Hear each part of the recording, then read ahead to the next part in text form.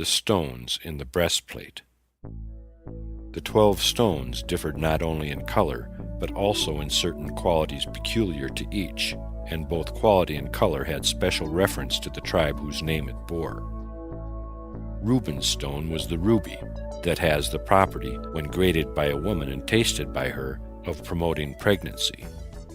Simeon's stone was the smaragd, that has the property of breaking as soon as an unchaste woman looks at it, a fitting stone for the tribe whose sire, Simeon, was kindled by wrath by the unchaste action of Shechem. It was at the same time a warning to the tribe of Simeon that committed whoredom at Shittim with the daughters of Moab to be mindful of chastity, and like its stone, to suffer no prostitution.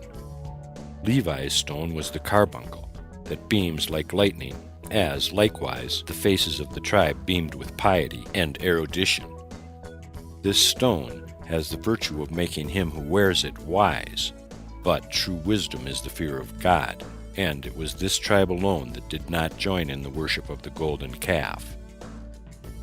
Judah's stone was the green emerald, that has the power of making its owner victorious in battle, a fitting stone for this tribe, from which springs the Jewish dynasty of kings who destroyed their enemies. The color green alludes to the shame that turned Judah's countenance green when he publicly confessed his crime with Tamar. Issachar's stone was the sapphire, for this tribe devoted themselves completely to the study of the Torah, and it is this very stone, the sapphire, out of which the 2 tables of the law were hewn. This stone increases strength of vision and heals many diseases, as the Torah likewise, to which this tribe was so devoted, enlightens the eye and makes the body well. The white pearl is the stone of Zebulun, for with his merchant ships he sailed the sea and drew his sustenance from the ocean from which the pearl is drawn. The pearl also has the quality of bringing its owner sleep, and it is all the more to the credit of this tribe that they nevertheless spent their nights on commercial ventures to support their brother tribe, Issachar, that lived only for the study of the Torah. The pearl is, furthermore, round like the fortune of the rich, that turns like a wheel, and in this way the wealthy tribe of Zebulun was kept mindful of the fickleness of fortune. Dan's stone was a species of topaz, in which showed the inverted face of a man, for the Danites were sinful, turning good to evil, hence the inverted face on their stone. Turquoise was Naphtali's stone, for it gives its owner speed in riding, and Naphtali was a deer on the run. Gad's stone was the crystal that endows its owner with courage in battle, and hence served this warlike tribe that battled for the Lord as an admonition to fear none and build only on God. Crystallite was Asher's stone, and as this stone aids digestion and makes its owner sturdy and fat, so were the agricultural products of Asher's tribe of such excellent quality that they made fat those who ate them. Joseph's stone was the onyx, that has the virtue of endowing him who wears it with grace, and truly, by his grace, Joseph found favor in the eyes of all. Jasper was Benjamin's stone, and as this stone turns color, being now red, now green, sometimes even black, so did Benjamin's feelings vary to his brothers. Sometimes he was angry with them for having sold Joseph into slavery, the only other brother by his mother Rachel, and in this mood he came very near to betraying their deed to his father. But, that he might not disgrace his brothers, he did not divulge their secret. To this discretion on his part alludes the Hebrew name of this stone, Yashba, which signifies, there is a mouth. For Benjamin, though he had a mouth, did not utter the words that would have covered his brothers with disgrace. The 12 stones in the breastplate, with their bright colors, were of great importance in the sentences and rulings of the high priest, who, by means of these stones, made the Urim and Thummim exercise their functions. For whenever the king or the head of the Sanhedrin wished to get directions from the Urim and Thummim, he went to the high priest. The latter, robed in his breastplate and ephod, told him to look into his face and submit his inquiry. The high priest, looking down on his breastplate, then looked to see which of the letters engraved on the stones shone out most brightly, and then constructed an answer out of these letters. Thus, for example, when David inquired of the Urim and Thummim if Saul would pursue him, the high priest, Abiathar, beheld gleaming forth the letter Yod in Judah's name, Resh in Reuben's name, and Dalet in Dan's name. Hence the answer read, "He will pursue." The information of this oracle was always trustworthy, for the meaning of the name Urim and Thummim is in the fact that these answers spread light and truth. But not every priest succeeded in obtaining them. Only a priest who was permeated with the Holy Spirit and over whom rests the Shekinah might obtain an answer, for in other cases the stones withheld their power. But if the high priest was worthy, he received an answer to every inquiry, for on these stones were engraved all the letters of the alphabet, so that all conceivable words could be constructed from them. The completion of the tabernacle. On the 11th day of Tishri, Moses assembled the people and informed them that it was God's wish to have a sanctuary among them, and each man was bidden to bring to the sanctuary any offering he pleased. At the same time, he impressed upon them that however pious a deed participation in the construction of the temple might be, they might under no circumstances break the Sabbath to hurry the building of the sanctuary. Moses then expounded to them the kind of work that was permissible on the Sabbath and the kind that was prohibited. For there were not less than 39 occupations, the pursuit of which on the Sabbath was punishable by death. Owing to the importance of keeping the Sabbath, Moses imparted the precepts concerning it directly to the great masses of the people, and not to the elders alone. In this he acted according to God's command, who said to him, "Go, Moses, call together great assemblages and announce the Sabbath laws to them, that the future generations may follow your example, and on Sabbath days assemble the people in the synagogues and instruct them in the Torah, that they may know what is prohibited and what is permitted, that my name may be glorified among my children." In the spirit of this command, Moses instituted that on every holy day there might be preaching in the synagogues and instruction concerning the significance of the special holy day. He summoned the people to these teachings with the words, "If you will follow my example, God will count it for you as if you acknowledged God as your king throughout the whole world." The stress laid on the observance of the Sabbath laws was quite necessary, for the people were so eager to deliver up their contributions that on the Sabbath Moses had to have an announcement proclaimed that they were not to take anything from their houses, as the carrying of things on the Sabbath is prohibited. For Israel is a peculiar people, that they answered the summons to fetch gold for the golden calf, and with no less zeal answered the summons of Moses to give contributions to the temple. They were not content to bring things out of their houses and treasuries, but forcibly snatched ornaments from their wives, their daughters, and sons, and brought them to Moses for the construction of the tabernacle. In this way they thought they could cancel their sin in having fashioned the golden calf. Then they had used their ornaments in the construction of the idol. Now they employed them for the sanctuary of God. The women, however, were no less eager to contribute, and were especially active in producing the woolen hangings. They did this in a miraculous way. They spun the wool while it was still upon the goats. Moses did not at first want to accept contributions from the women, but they brought their cloaks and their mirrors, saying, "Why do you reject our gifts? If you do so because you want nothing in the sanctuary that women use to enhance their charms, behold, here are our cloaks that we use to conceal ourselves from the eyes of men. But if you are afraid to accept anything that might not be our property, but our husbands', behold, here are our mirrors that belong to us alone, and not to our husbands." When Moses beheld the mirrors, he became very angry, and told the women to be driven from him, exclaiming, "What right in the sanctuary have these mirrors that exist only to arouse sensual desires?" But God said to Moses, "Truly, dearer to me than all other gifts are these mirrors, for it was these mirrors that yielded me my hosts. When in Egypt the men were exhausted from their heavy labors, the women would go to them with food and drink, take out their mirrors, and caressingly say to their husbands, "Look into the mirror. I am much more beautiful than you." And in this way passion seized the men, so that they forgot their cares and united themselves with their wives, who then brought forth many children into the world. Take these mirrors and fashion out of them the bowl that contains the water for sanctifying the priests. Furthermore, out of this bowl was fetched the water that a woman suspected of adultery had to drink to prove her innocence. As formerly the mirrors had been used to kindle conjugal affection, so out of them was made a vessel for the water that was restore broken peace between husband and wife.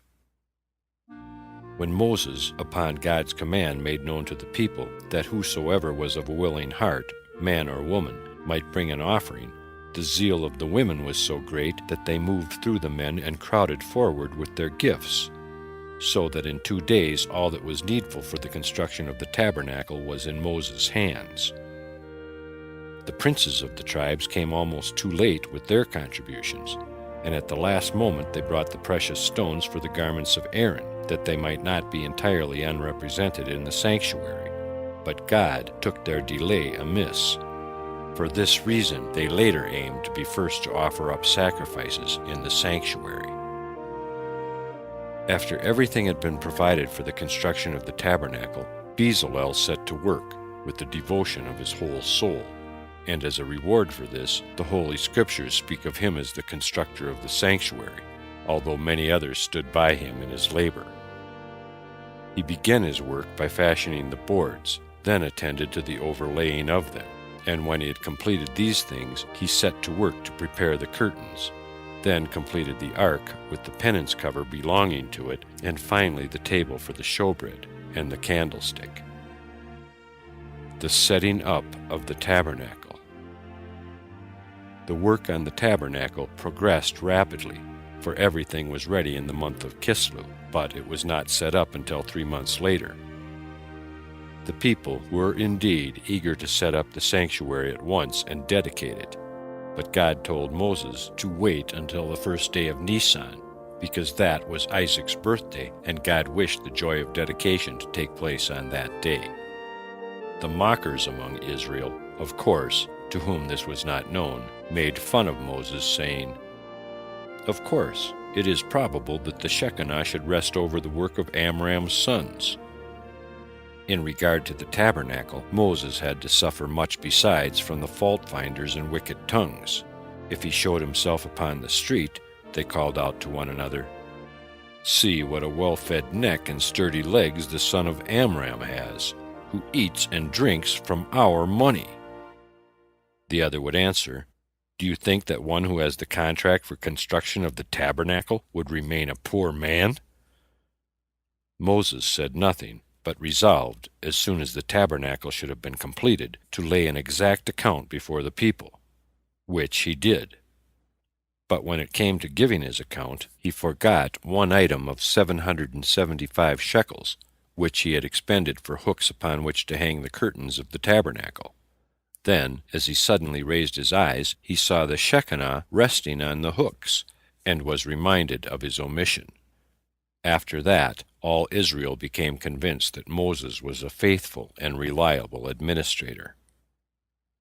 As the people had brought much more material than was necessary for the tabernacle, Moses erected a second tabernacle outside the encampment, on the spot where God had been accustomed to reveal himself to him.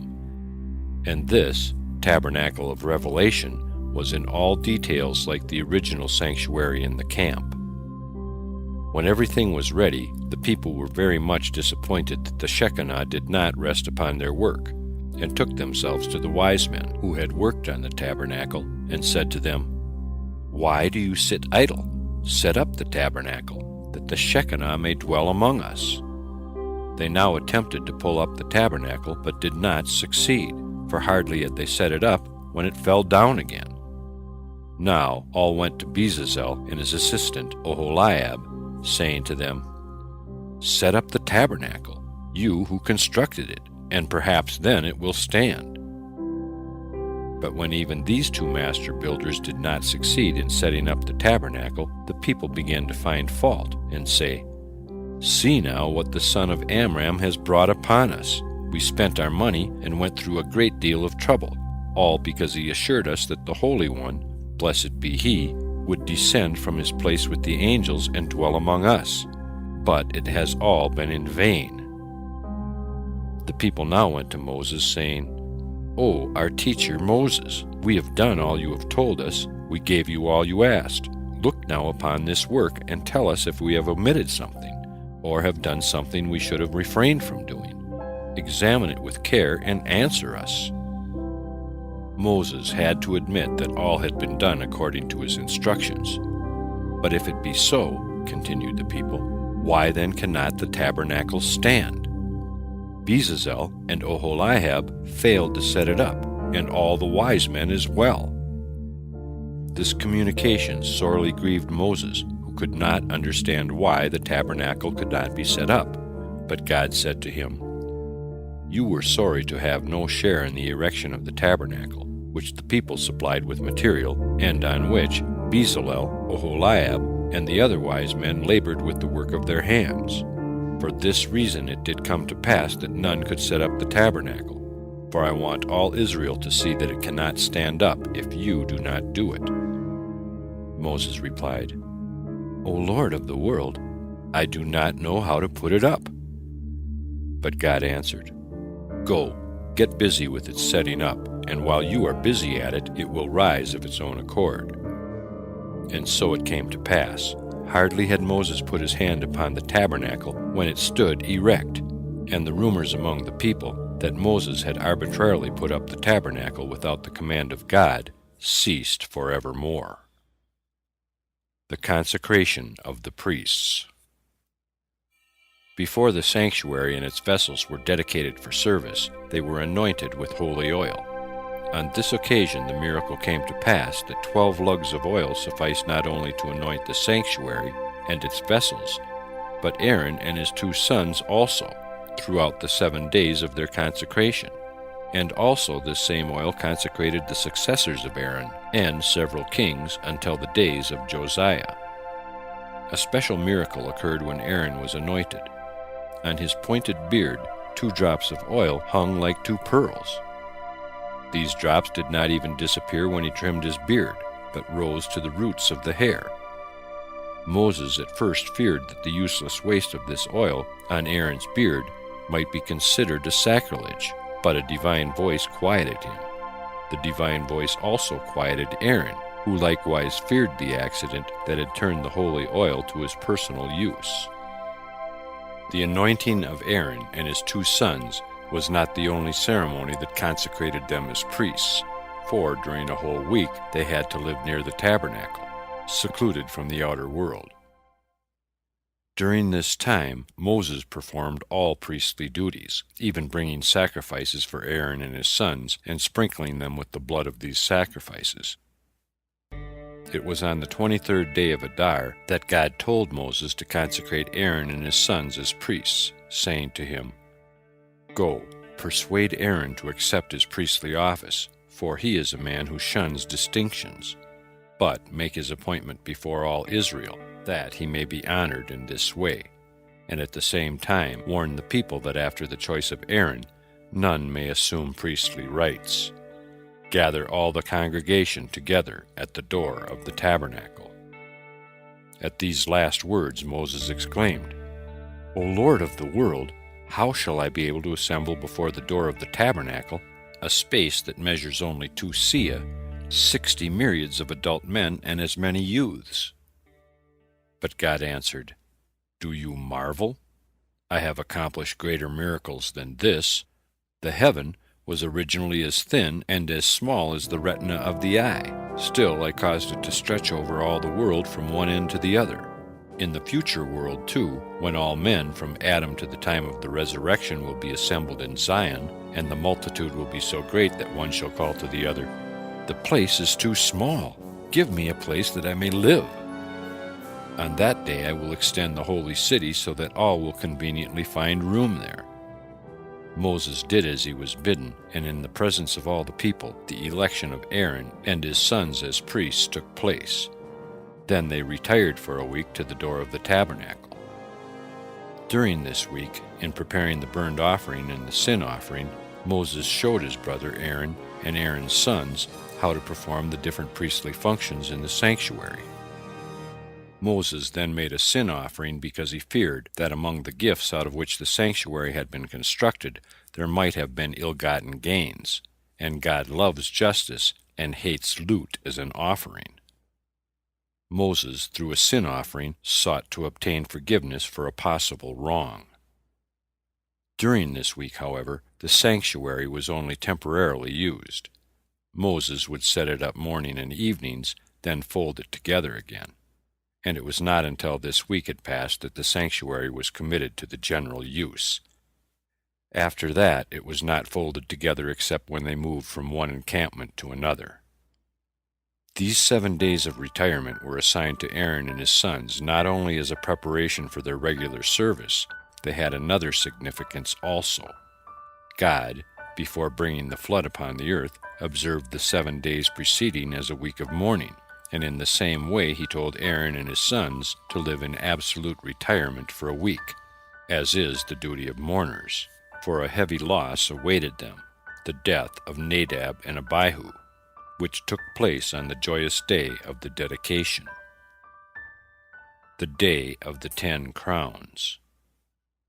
The first day of Nisan was an eventful day, a day that was distinguished by 10 crowns. It was the day on which the princes of the tribes began to bring their offerings. It was the first day on which the Shekinah came to dwell among Israel, the first day on which sacrifice on any but the appointed place was forbidden, the first day on which priests bestowed their blessings upon Israel, the first day for regular sacrificial service, the first day on which the priest partook of certain portions of the offering, the first day on which the heavenly fire was seen on the altar, and it was the first day of the week, Sunday, the first day of the first month of the year.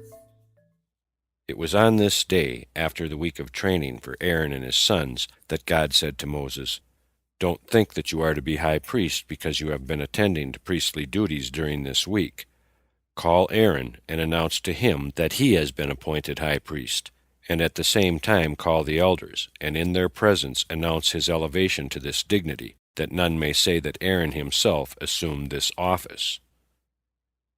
Following the example of God, who on Sinai distinguished Aaron before all others, saying, "And you shall come up, you and Aaron with you, but let not the priests and the people break through," Moses went first to Aaron and then to Aaron's sons, and only then to the elders, to discuss with them the preparations for the installation of Aaron into office. When Moses approached Aaron with the news of God's commission to appoint him as high priest, Aaron said, "What?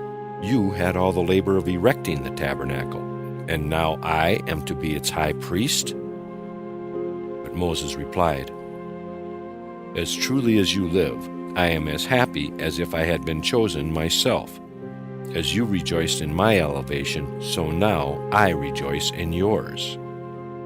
Moses continued, "My brother Aaron, although God has become reconciled to Israel and has forgiven them their sin, still, through your offering you must close the mouth of Satan, that he may not hate you when you enter the sanctuary. Take a young calf as a sin offering, for as you nearly lost your claim to the dignity of high priest through a calf, so now you shall through the sacrifice of a calf be established in your dignity." Then Moses turned to the people, saying, "You have 2 sins to atone for, the selling of Joseph, whose coat your fathers smeared with the blood of a kid to convince their father that its owner had been torn to pieces by a wild beast, and the sin you committed through the worship of the golden calf. Take, then, a kid to atone for the guilt you have brought upon yourselves with a kid, and take a calf to atone for the sin you committed through a calf. But to make sure that God has been reconciled to you, offer up a bull also, and thereby acknowledge that you are slaughtering before God your idol, the bull that you had mistakenly worshipped." The people, however, said, "What is the use to do homage to a king who is invisible?" Moses replied, For this very reason God has commanded you to offer these sacrifices, so that he may show himself to you." At these words they rejoiced greatly, for through them they knew that God was now completely reconciled to them, and they hurried to bring the offerings to the sanctuary. Moses admonished them with the words, "See to it that you drive the evil impulse from your hearts, that you now have but one thought and one resolution, to serve God, and that your undivided services are devoted singly and solely to the one God. For he is the God of gods and the Lord of lords. If you will act according to my words, the glory of the Lord shall appear to you." But Aaron, in his humility, still did not dare to enter on his priestly activities. The aspect of the horned altar filled him with fear, for it reminded him of the worship of the bull by Israel, an incident in which he felt he had been not altogether without blame.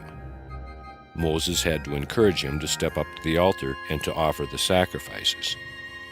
After Aaron had offered the prescribed sacrifices, he bestowed his blessing upon the people with lifted hands, saying, "The Eternal bless you and keep you.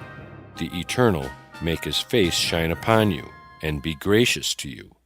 The Eternal lift up his countenance upon you, and give you peace." In spite of the offerings and the blessings, there was still no sign of the Shekinah, so that Aaron, with a heavy heart, thought, "God is angry with me, and it is my fault that the Shekinah has not descended on Israel. I owe it to my brother Moses that in my confusion I entered the sanctuary, for my service did not suffice to bring down the Shekinah." Then Moses went with his brother into the sanctuary a second time, and their united prayers had the desired effect. There came a fire before the Lord, and it burned on the altar 116 years, and neither was the wood of the altar consumed, nor its brass overlay melted. When the people saw the heavenly fire, the evident token of God's grace and his reconciliation with them, they shouted and fell on their faces, and praised God, intoning in his honor a song of praise.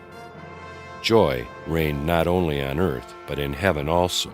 For on this day God's joy over the erection of the sanctuary was as great as been his joy on the first day of creation. For, in a certain sense, the erection of the tabernacle was the finishing touch to the creation of the world. For the world exists for the sake of three things: the Torah, divine service, and works of love. From the creation of the world to the revelation on Sinai, the world owed its existence to the love and grace of God. From the revelation to the erection of the sanctuary, the world owed its existence to the Torah and to love. But only with the erection of the tabernacle did the world secure its firm basis, for now it had 3 feet on which to rest: the Torah, divine service, and love. From another point of view, too, the consecration of the sanctuary is to be reckoned with the days of creation. For, at the creation of the world, God lived with mortals, and withdrew the Shekinah to heaven only on account of the sin of the first 2 human beings. But on the day of the consecration of the tabernacle, the Shekinah returned to its former home, the earth. The angels, therefore, lamented on this day, saying, "Now God will leave the celestial hosts and dwell among mortals."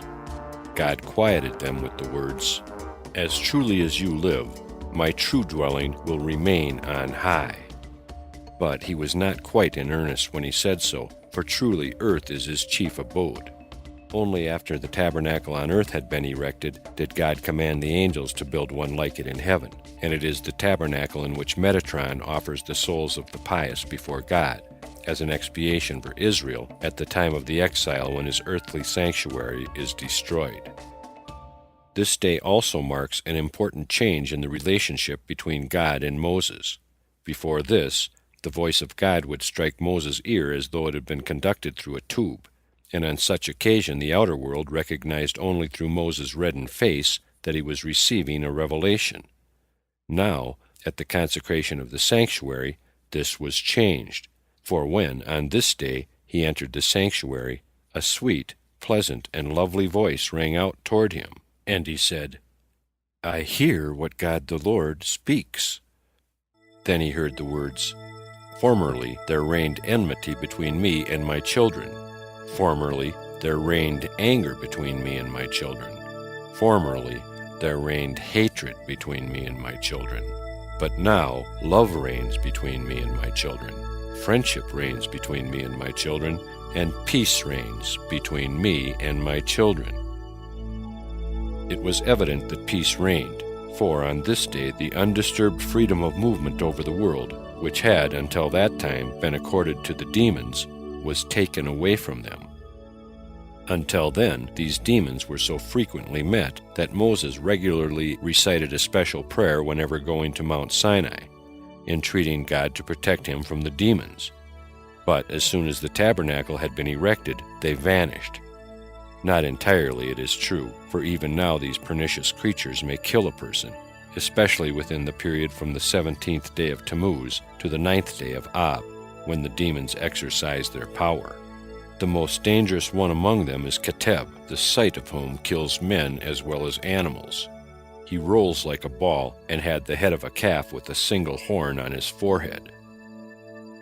Just as God destroyed the power of these demons through the tabernacle, so too, through the priestly blessings he bestowed upon his people before the consecration of the sanctuary, did he break the spell of the evil eye, which might otherwise have harmed them now, as it had done at the revelation on Sinai. The great ceremonies on that occasion had turned the eyes of all the world upon Israel, and the evil eye of the nations brought about the circumstance of the breaking of the two tables. As God blessed his people on this occasion, so too did Moses, who, upon the completion of the tabernacle, blessed Israel with the words, "May the eternal God of your fathers make you 1,000 times more than you are now, and bless you, as he has promised you." The people answered, "Let the beauty of the Lord, our God, establish the work of his hands upon us." Next, the interrupted joy. End part 56 of 95, TheLegendsOfTheJews.com.